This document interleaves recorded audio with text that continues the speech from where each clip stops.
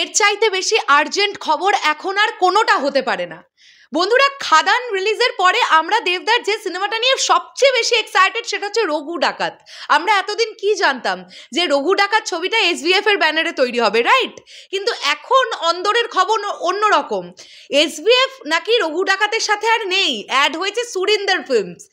আবার এগেইন আমরা দেখতে পাচ্ছি দেবদা এবং সুরিন্দর ফিল্মস তারা একসঙ্গে রঘু ডাকাত করতে চলেছেন, এরকমটাই নাকি একটা সম্ভাবনা তৈরি হচ্ছে।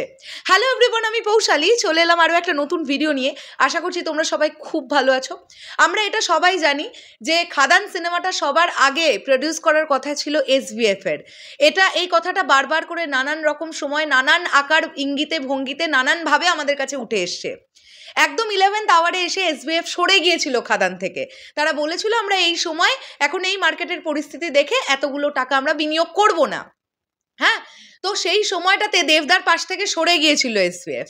তাহলে এখন খাদানের এই চূড়ান্ত সাকসেসটার পরে আমরা যেভাবে হেডলাইনটা দেখতে পাচ্ছি, বছর শেষে বড় বদল, রঘু ডাকাতে সরল এসভিএফ, যৌথ প্রযোজনায় দেব এবং সুরিন্দর ফিল্মস আরও একবার। আমরা কি ব্যাপারটা এরকম করে বলতে পারি যে সরল এসভিএফ, নাকি দেবদাই চাইলেন যে আবারও সুরিন্দর ফিল্মসের সাথেই হোক কাজটা, বা সুরিন্দর ফিল্মসও চাইলো আমরা খাদান এতটা বিজনেস করছে খাদান, আমরা আবার সুপারস্টার দেবকে নিয়ে রঘু ডাকাত প্রজেক্টটা আমরাই প্রডিউস করি। ভেতরে গল্প অনেক রকম কিছু হতে পারে, তবে এটা শোনা যাচ্ছে ভাই। চলো আমি তোমাদেরকে বলি, আজকালের তরফ থেকে এই বিষয়টা বেরিয়েছে, কিছুক্ষণ আগের নিউজ এটা, এবং আমাদেরকে অনেক দেবিয়ান্স ভাইরা বোনেরা পাঠিয়েছো, অর্জুন, হাসান, কিংসুক সবাই পাঠিয়েছো। তো আমি দেখি কি লেখা আছে। হ্যাঁ, এখানে হেডলাইন করা আছে, বছর শেষে বড় বদল, রঘু ডাকাতে সরল এসভিএফ, যৌথ প্রযোজনায় এবার সুরিন্দর দেব। এখানে নিজস্ব সংবাদদাতা বলে, বক্স অফিসে দারুণ সাফল্যের মুখ দেখেছে দেবের খাদান। ছবি ঘিরে নানা সমালোচনার মাঝেও ফের একবার বাংলা বাণিজ্যিক ছবি ঘুরে দাঁড়িয়েছে খাদানের হাত ধরে। নতুন বছর শুরুর আগেই ফের বহু প্রতীক্ষিত ছবি রঘু ডাকাত নিয়ে এলো বড় খবর। এই ছবির ঘোষণা হয়েছিল 4 বছর আগে, তারপর নানা কারণে রঘু ডাকাতের মুক্তি পিছিয়েছে। ধ্রুব বন্দ্যোপাধ্যায় পরিচালিত এই ছবিতে নাম ভূমিকায় অভিনয় করবেন দেব। 2021 সালে রঘু ডাকাতের ঘোষণা করেছিল এসভিএফ।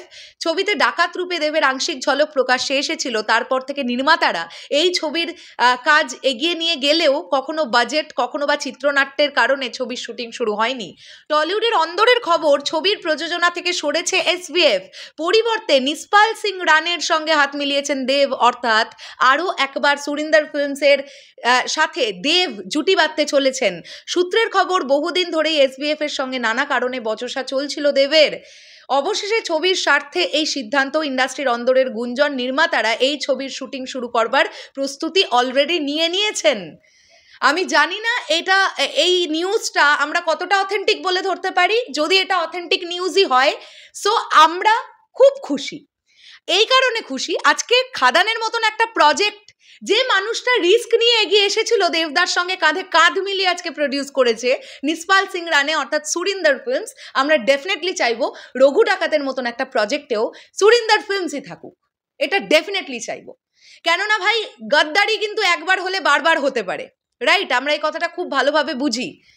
তো আমার মনে হয় দেবদাও যে ধরনের মানুষ, কোনো কিছু ভুলবার লোক নন কিন্তু উনি সবটা খুব হাসি মুখে মেনে নিতে পারেন। কিন্তু আজকের ডেটে দাঁড়িয়ে খাদান যা বক্স অফিস কালেকশন দিচ্ছে, প্রত্যেকটা প্রডিউসারের চুপ করে থাকা উচিত। এখন নিসপাল সিং রানের দাপিয়ে বেড়ানোর কথা, ঠিক আছে? আজকে এই কথাটা বলতেই হবে যে খাদান যে বিজনেসটা দিচ্ছে, লাস্ট সুরিন্দর ফিল্মসের কোন ছবিটা এরকম বিজনেস দিয়েছে সুরিন্দর ফিল্মসও মনে হয় ভুলে গেছে। হ্যাঁ, তো এটা একটা গ্র্যান্ড সাকসেস, এটা মানতে হবে। তো রঘু ডাকাত যদি দেব এবং সুরিন্দর ফিল্মসই হয়, তাহলে আমার মনে হয় সবাই খুব হ্যাপি হবে, আমরাও খুব হ্যাপি হব। শেষ করলাম ভিডিওটা, দেখা হচ্ছে আবার খুব শীঘ্রই নতুন কোনো ভিডিও নিয়ে। তোমাদের কি বক্তব্য এটা নিয়ে অবশ্যই কমেন্ট করে জানিও। আর আমরা চাইবো খুব তাড়াতাড়ি রঘু ডাকাত ফ্লোরে যাক। আমাদের কাছে এরকম একটা খবর আসছিল, আমি জানি না, আমি ভেতর থেকে খবর পেয়েছি, কতটা সত্যি কতটা মিথ্যে। জানুয়ারির এন্ড বা ফেব্রুয়ারির শুরু থেকেই রঘু ডাকাত ফ্লোরে চলে যাওয়ার কথা, এরকম একটা কথা কিন্তু আমরা ভেতর থেকে শুনতে পাচ্ছিলাম। হ্যাঁ, এবার দেখা যাক, যেটাই হবে আমরা জানতে পারবো, কেননা দেবদা চুপি চুপি কাজ করেন না, জানিয়েই কাজ করেন, আমরা জানতে পারবো। আর আমি চাইবো যে রঘু ডাকাত প্রজেক্টটা 2025-এই আসুক, এবং ওটাও একটা ফেস্টিভ টার্গেট করে আসুক। মানে আমি একদমই চাইবো না যে নন ফেস্টিভ্যাল রিলিজ পেয়ে যাক রঘু ডাকাত, নো, কোনো দরকার নেই। এত বড় একটা হাই গ্র্যান্ডারের প্রজেক্ট, এত হাইপদার একটা প্রজেক্ট ফেস্টিভ্যালে আসুক, দরকার হলে লড়াই করে আসুক, বড় বড় ছবির সঙ্গে আসুক। আরে তো খাদান লড়লো তো ভাই, Mufasa the lion king, Baby John, Pushpa 2 এগুলোর সঙ্গে লড়েই ব্যবসাটা করছে।